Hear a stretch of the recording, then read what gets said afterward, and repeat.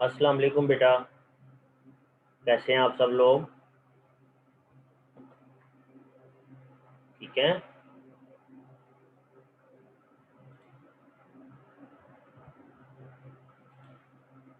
अच्छा बेटा, हमने चैप्टर नंबर 13 जो है वो कंप्लीट कर लिया है। और आज हम इसके न्यूमेरिकल प्रॉब्लम्स करेंगे। जो न्यूमेरिकल प्रॉब्लम्स आपके स्मार्ट सिलेबस के अकॉर्डिंग शामिल हैं सिलेबस में, वो फर्स्ट 8 हैं, 13.1 से लेके 13.8 तक। तो वन बाय वन हम इनको डिस्कस करते हैं। सबसे पहले वाला देखें ज़रा। 13.1 कहता था the charge of how many negatively charged particle would be equal to 100 microcoulomb। कहता है कितने नेगेटिवली चार्ज पार्टिकल्स पे 100 माइक्रोकूलम चार्ज आ सकता है। पार्टिकल्स की तादाद बतानी है। assume charge on one negative particle is 1.6 into 10 raised per minus 19 coulomb। कहता है आप assume करें कि एक पार्टिकल पे 1.6 into 10 raised per minus 19 coulomb charge है।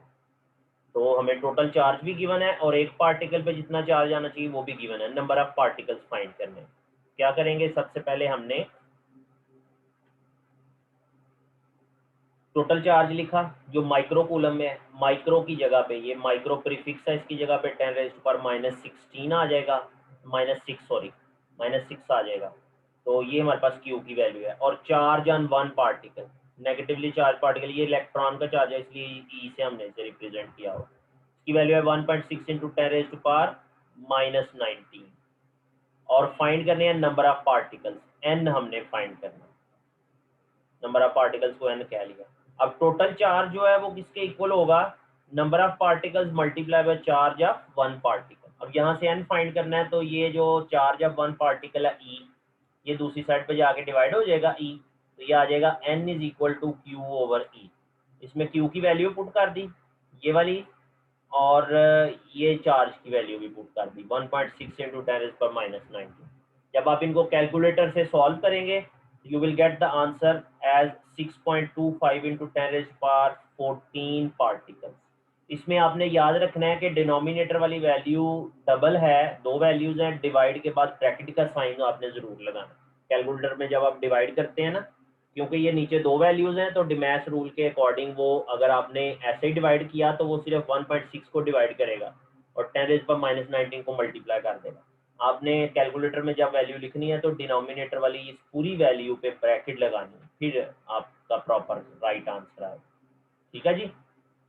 नेक्स्ट आगे चलेंगे। 13.2 वाला देखें जी। 13.2 वाले में क्या कहता है, स्टेटमेंट देखें। 13.2 वाले में कहता है 2 point charges Q1 10 microcoulomb and Q2 5 microcoulomb are placed at a distance of 150 centimeter. Find the coulomb force between them. Also find the direction of the force. दो चार्जेस हैं जो पॉइंट चार्जेस हैं, इनके दरमियान डिस्टेंस 150 सेंटीमीटर का है। हमने coulomb force की वैल्यू बतानी है और साथ बताना है direction of the force. Direction तो हम फौरन से बता सकते हैं, दोनों चार्जेस पॉजिटिव हैं तो एक दूसरे को रिपेल करेंगे। अब इनमें कूलम फोर्स कितनी होगी उसके लिए हम चार्ज की पहले जो वैल्यू है उसको लिखते हैं स्टैंडर्ड फॉर्म में। माइक्रो कूलम है 10 माइक्रो कूलम, माइक्रो की जगह 10⁻⁻6 आ गया। इसी तरह 5 माइक्रो कूलम में भी 5 इंटू 10⁻⁻6। और डिस्टेंस आर जो है वो 150 सेंटीमीटर है, इसके हमने मीटर बनाने हैं। डिवाइडेड बाय 100 करेंगे तो 1.5 मीटर में आंसर आ जाएगा। और जो कूलम्स फॉर्मूला है F is equal to K Q1 Q2 over R square. इसमें K जो है वो एक कांस्टेंट है जिसकी फिक्स वैल्यू है, वो भी हमने मेंशन करनी है। K is equal to 9 into 10⁻9 newton per metre square, newton metre square per coulomb square. F हमने फाइंड करना। तो फार्मूला लगाया और फार्मूले में वैल्यू पुट कर दी। ये वैल्यू K की 9 इंटू 10⁻9 और ये Q की वैल्यू Q1 की, ये Q2 की वैल्यू और ये R स्क्वायर था, तो हमने 1.5 का स्क्वायर ले लिया। अब ऊपर वाली तमाम वैल्यूज को मल्टीप्लाई करके हमारे पास वैल्यू आती है 45 इंटू 10⁻2 और नीचे आता है 2.25। जब आप इन दोनों को डिवाइड करेंगे तो फाइनल आंसर आ जाएगा 0.2 न्यूटन। ठीक है जी। इसके बाद नंबर 3 वाला देखें जी। 13.3 कहता था force of repulsion between two identical positive charges. दो ऐसे चार्जेस जो आइडेंटिकल भी हैं, आइडेंटिकल होते हैं एक जैसे, जिनकी मैग्नीट्यूड एक जैसी है और दोनों पॉजिटिव भी हैं। कहता है उनमें रिपल्शन की फोर्स है 0.8 newton. When the charges are 0.1 metre apart, जब चार्जेस के दरमियान 0.1 मीटर डिस्टेंस है, find the value of each charge. दोनों चार्जेस की वैल्यू फाइंड करनी है। अब हमें गिवन क्या है, फोर्स 0.8 न्यूटन, डिस्टेंस 0.1 मीटर और के की वैल्यू फिक्स है, और Q1 Q2 दोनों एक सिंगल वैल्यू Q के इक्वल है बिकॉज दे आर सेम। तो हमने क्या करना है, हमने पहले फार्मूला एज इट इज लिखना है जैसा है कूलम्स फोर्स का फार्मूला, और फिर उस फार्मूले में हमने Q1 की जगह भी Q लगा देना है और Q2 की जगह भी Q लगा देना है। ये हो जाएगा Q स्क्वायर। तो ये फॉर्म हमारे पास आ जाएगी। अब इस फॉर्म में F और R की और K की वैल्यू लगा दें। Q स्क्वायर हमने फाइंड करना है ना, Q फाइंड करना है, तो R स्क्वायर उधर जाके मल्टीप्लाई हो जाएगा और K डिवाइड हो जाएगा। ये फॉर्म आ जाएगी हमारे पास। अब इसमें हमने F की जगह वैल्यू पुट कर दी, R की जगह वैल्यू पुट कर दी, इसका स्क्वायर ले लेना है और नीचे ये K की वैल्यू सिंप्लीफाई करके आपके पास Q जो आता है, Q की जो वैल्यू आती है वो आती है 0.1 multiply by 0.01, 0.8 multiply by 0.1 divided by 9 into 10⁻⁹। इसमें मुझे लग रहा है कोई गड़बड़ है, इसको मैं चेक कर लेता हूँ। 0.8 मल्टीप्लाई बाय 0.01 और 0.01 multiply divided by 9 into 10⁻⁹। Final answer हमारे पास आता है 8.88 इंटू 10⁻⁻, 8.89 इंटू 10⁻⁻13। इसको सॉल्व करके यहाँ पे जो आंसर आता है वो क्या आता है, यहाँ पे लिखा नहीं हुआ, आंसर लिखा होना चाहिए। जो आंसर आता है यहाँ पे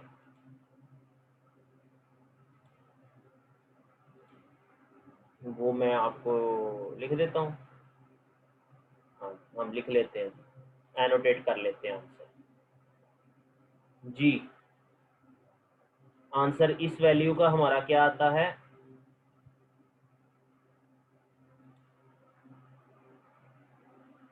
इस वैल्यू का आंसर आता है 8 सॉरी इसका नहीं, नीचे वाली वैल्यू का।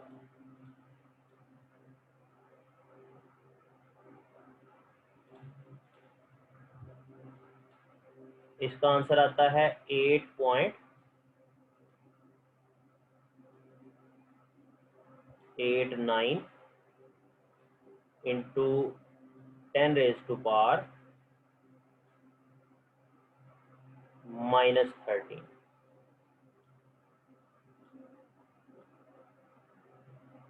ये आंसर आता है जी जब हम इन सब को डिवाइड करते हैं। अब आपने क्योंकि Q फाइंड करना है, ये स्क्वायर था तो हमने Q फाइंड करना है, तो हम इस वैल्यू का स्क्वायर रूट ले लेंगे। ये पॉइंट था इनमें। अब हम इस वैल्यू का क्या कर लेंगे, स्क्वायर रूट ले लेंगे। जब आप इस वैल्यू का स्क्वायर रूट ले लेते हैं तो फिर आंसर आता है 9.4 इंटू 10⁻⁻7 कूलम्स। ठीक है जी, इस तरह से हमारा ये Q की वैल्यू आ जाती है। ठीक है बेटा, क्लियर है ये क्वेश्चन? इसमें से कोई बात अगर आपने पूछनी है तो मुझसे पूछ लें। ये एक स्टेप मिसिंग था, मैंने लिख दिया।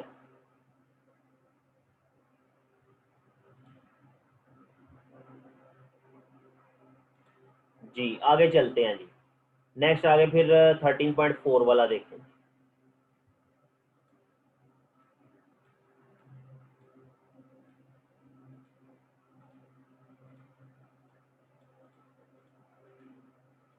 थर्टीन पॉइंट फोर वाले में क्या कहता है, स्टेटमेंट देखें।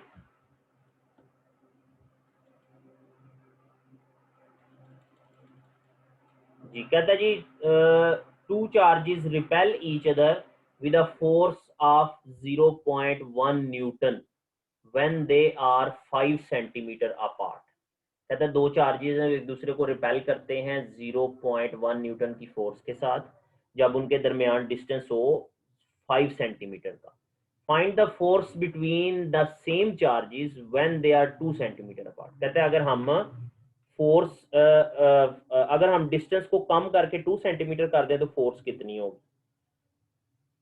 पहले तो आप ये समझ लें कि फोर्स ज्यादा हो जाएगी क्योंकि डिस्टेंस हमने कम किया। फोर्स और डिस्टेंस एक दूसरे के इनवर्सली प्रोपोर्शनल है। एक तो ये चीज हो गई।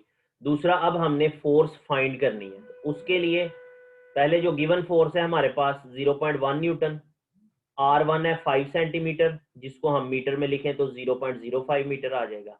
और जो R2 है दूसरा डिस्टेंस वो 2 सेंटीमीटर है जिसे 0.02 मीटर लिख सकते हैं। K की वैल्यू फिक्स है 9 into 10⁹ newton per metre square, newton metre square per coulomb square. F2 हमने फाइंड करनी है, F1 हमें गिवन है। तो पहले तो F1 के हिसाब से फार्मूला लिखेंगे F1 is equal to K Q1 Q2 over R1 square. अब इसमें से ये जो R1 है ये उस तरफ जाके मल्टीप्लाई हो जाए तो हमारे पास आ जाता है F1 multiply by R1 square और K Q1 Q2 as it is आ जाएगा। इसे हम कुछ नहीं कर रहे, हम इधर F1 की वैल्यू लगा रहे हैं और R1 की वैल्यू स्क्वायर ले लेंगे जब इसका। तो स्क्वायर लेने के बाद जब इसको 0.1 से मल्टीप्लाई करते हैं तो हमारे पास वैल्यू आ जाती है 0.00025। ये K Q1 Q2 की वैल्यू आ गई है। अब F2 हमने फाइंड करना है तो F2 में ये फॉर्मूला इस तरह से लिख दिया जाएगा कि इसमें हमने F2 को कैसे लिखना है, F2 को हमने लिखना है K Q1 Q2 over R2 square. अब इसमें K Q1 Q2 की वैल्यू ये हमने फाइंड की है जो ऊपर वाली, इसको यूज करेंगे यहाँ पे 0.0025 और R2 स्क्वायर है तो लिखेंगे 0.02 स्क्वायर। जब हम इनको इस डिनोमिनेटर का स्क्वायर लेने के बाद ऊपर वाली वैल्यू को जब इसके साथ डिवाइड करते हैं तो आंसर आ जाता है 0.625 न्यूटन। ये F2 की वैल्यू आ जाती है। तो इस न्यूमेरिकल में देखें जरा गौर से कि हमने किया क्या है। हमने F1 को यूज करते हुए पहले K Q1 Q2 की वैल्यू फाइंड किया F1 और R1 को यूज करते हुए, और यही K Q1 Q2 हमने F2 वाले फॉर्मूले में पुट करके तो F2 की वैल्यू फाइंड कर दी। ठीक है जी, क्योंकि चार्जेस सेम थे तो उनकी वैल्यू तो चेंज नहीं होनी, तो इसलिए हमने उनकी जगह पे उसकी वैल्यू लगा दी। ठीक है बेटा, 13.4 भी हमने कर लिया। अब आ जाए 13.5 वाले पे। 13.5 वाले की स्टेटमेंट क्या है, कूलम्स फोर्स वाले खत्म हो गए हैं, अब ये पोटेंशियल डिफरेंस वाला आ गया। The potential at a point in an electric field is 10⁴ volts. ये पोटेंशियल की वैल्यू V की वैल्यू हमें गिवन है। If a charge of 100 microcoulomb plus charge है is brought from infinity to this point. Charge को हम infinity से इस पॉइंट पे लेके आए हैं 100 माइक्रोकूलम वाले चार्ज को। What would be the amount of work done. Amount of work done W find करना है हमने। हमें गिवन है पोटेंशियल और Q। Q की वैल्यू में जो माइक्रो है उसकी जगह पे क्या लगा देंगे 10⁻⁻⁶ और ये आएगा W is equal to W find करना है, फार्मूला है V is equal to W over Q। अब इसमें से W फाइंड करना है तो Q उधर जाके मल्टीप्लाई हो जाएगा, W is equal to QV। इसमें Q की वैल्यू 100 इंटू 10⁻⁶ और V की वैल्यू 10⁴। जब हम इन सब को मल्टीप्लाई करते हैं तो हमारे पास आ जाता है W is equal to 1 joule. इनको मल्टीप्लाई करके आप देखिएगा 1 जूल ये आंसर आएगा। ठीक है जी, ये हो गया इलेक्ट्रिक पोटेंशियल वाला न्यूमेरिकल। अब ये पोटेंशियल डिफरेंस का एक न्यूमेरिकल आ गया।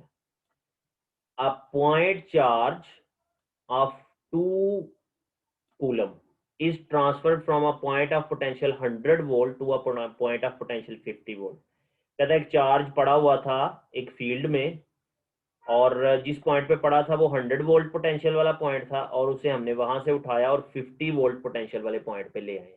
What would be the energy supplied by the charge. Charge हमें कितनी एनर्जी देगा, तो इसके लिए हमें जो V1 और V2 गिवन है उसको यूज करेंगे और चार्ज की वैल्यू को यूज करेंगे तो एनर्जी का पता चल जाएगा।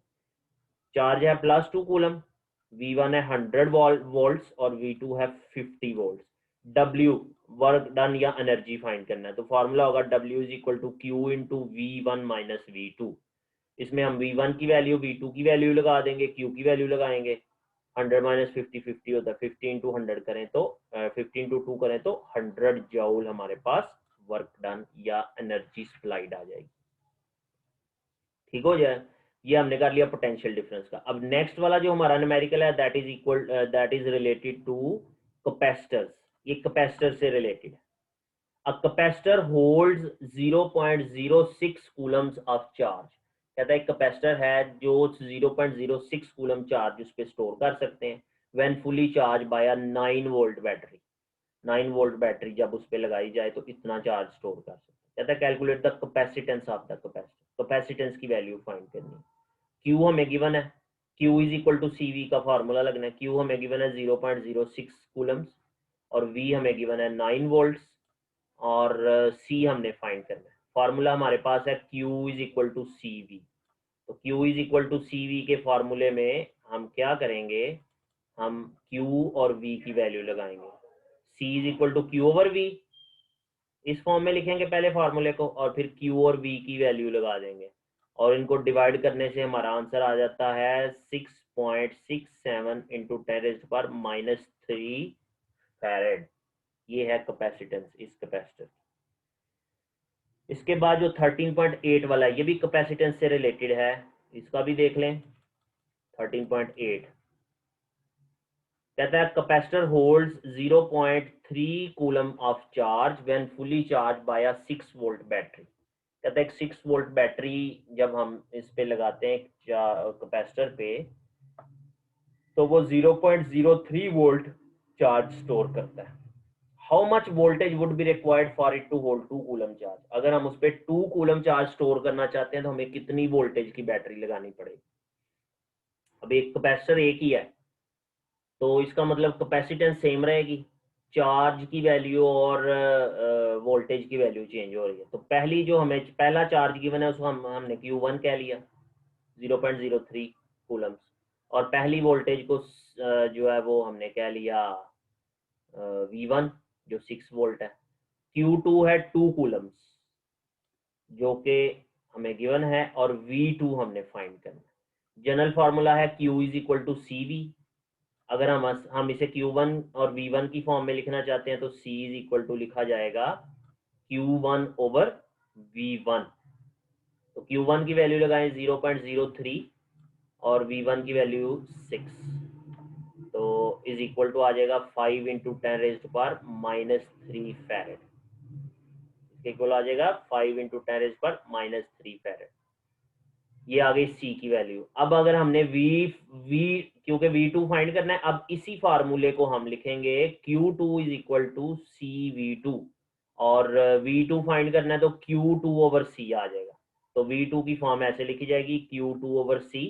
इसमें Q2 की वैल्यू 2 लगाएंगे और C की वैल्यू जो अभी हमने ये ऊपर वाली फाइंड की है ये वैल्यू पुट करके जब डिवाइड करते हैं तो 400 वोल्ट आंसर आ जाएगा।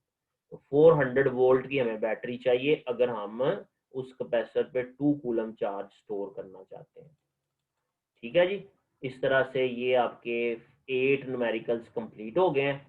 आपने इनको अपने रजिस्टर पे प्रैक्टिस कर लेना है और किसी किस्म का इशू हुआ तो मुझे ज़रूर बताइए। ठीक है बेटा, थैंक यू, अल्लाह हाफिज़।